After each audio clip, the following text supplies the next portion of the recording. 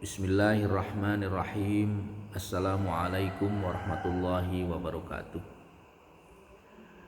Rasulullah Shallallahu Alaihi Wasallam adalah manusia terbaik dan manusia paling mulia di muka bumi ini. Itulah kenapa Allah berfirman di dalam surat Al-Ahzab ayat 21, Laqad kana lakum fi Rasulillahi uswatun hasanah liman kana yarjullah wal yawmal akhir wa dzakarallaha katsira.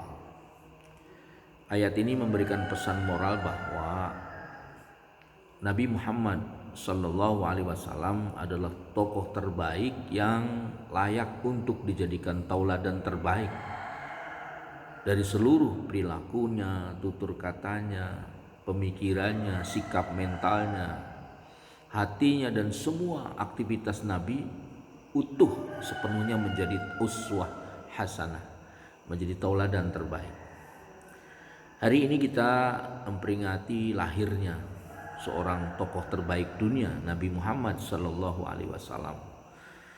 Tentu tidak hanya semata-mata kita memperingati secara seremoni, tetapi substansi yang ingin kita ambil adalah bagaimana kita bisa mensikapi atau bisa mentauladani perilaku dan sikap Nabi Muhammad untuk bisa kita realisasikan dalam kehidupan sehari-hari. Banyak yang mungkin kalau kita sebut sebagai kompilasi dari kisah-kisah tauladan Rasulullah SAW, kisah-kisah yang menjadi inspirasi tentang pentingnya kita membentuk pribadi yang kokoh, pribadi yang memiliki integritas tinggi seperti Rasulullah SAW. Karena Nabi adalah salah satu model terbaik dalam hal pembentukan karakter, pembentukan perilaku, dan pembentukan akhlak. Salah satu yang mungkin bisa kita eksplorasi dalam pertemuan sesi kali ini adalah sikap Nabi yang sangat lembut dan pemaaf kepada semua manusia, bahkan kepada orang yang menghinanya pun sekalipun.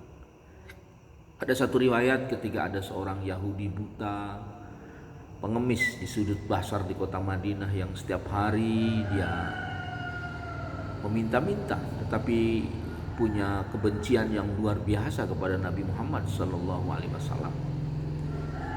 Tapi kebencian orang buta kepada Nabi tidak menyurutkan Nabi untuk terus datang, memberikan yang terbaik, memberikan makanan, memberikan kue terbaik, bahkan menyuapinya. Dalam satu riwayat, tak sepatah kata pun Rasulullah bicara selama berhari-hari, berminggu-minggu, berbulan-bulan untuk memberikan yang terbaik kepada orang Yahudi buta yang setiap harinya mencaci maki tadi.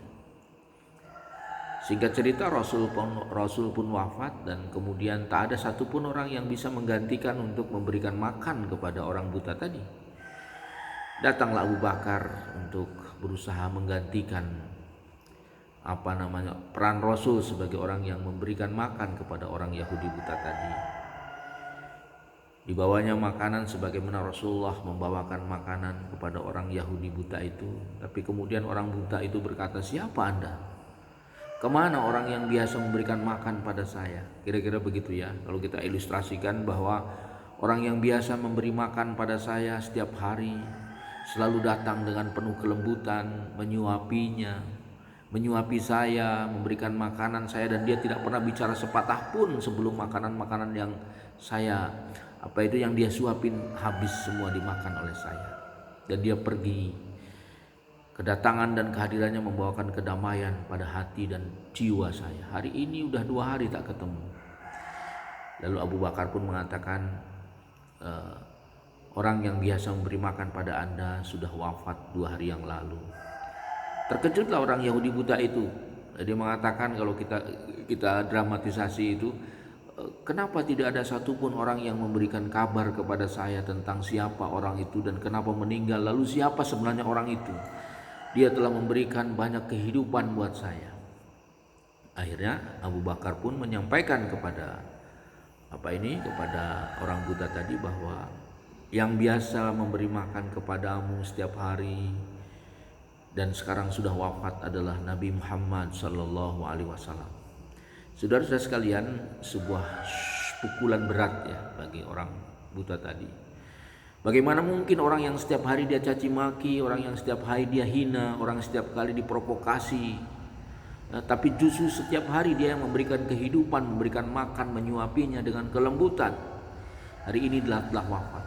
Pukulan berat bagi orang buta tadi. Akhirnya dia berdiri dan kemudian memeluk Abu Bakar dan dia mengatakan, antarkan saya ke kuburannya. Intinya apa? Dia ingin bersyahadat. Itulah sikap Nabi. Bagaimana Nabi tetap bersikap lembut, bersikap baik kepada orang yang malah justru menghina dia, memprovokasinya, memfitnah dan seterusnya. Nabi tetap bersikap lembut, dan apa efeknya? Orang Yahudi buta tadi kemudian memeluk agama Islam.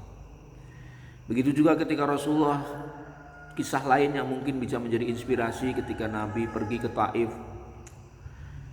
Intimidasi yang dilakukan oleh orang-orang kafir Mekah sudah sangat keterlaluan sehingga tidak punya ruang bagi para sahabat Nabi dan para Rasul untuk melakukan aktivitas terbaik.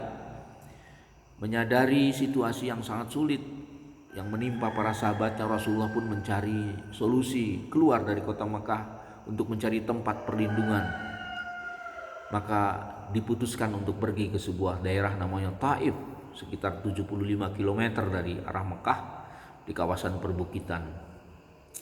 Datanglah Rasulullah dengan harapan di Taif akan diberikan suaka, akan diberikan perlindungan oleh orang-orang Taif. Tapi apa yang terjadi begitu sampai di pintu gerbang Taif, Rasulullah disambut oleh orang-orang muda yang sudah menyiapkan diri membawa batu untuk melempari Nabi. Dalam satu riwayat, Nabi dilempari batu oleh orang-orang Taif. Bayangkan ya, bagaimana pilunya kisah ini sampai kemudian diabadikan ya dalam riwayat-riwayat. Rasulullah betul-betul dihinakan, ditendang, dilemparin batu sampai dalam satu riwayat berdarah semua wajahnya. Dan kemudian berlindung di sebuah bukit.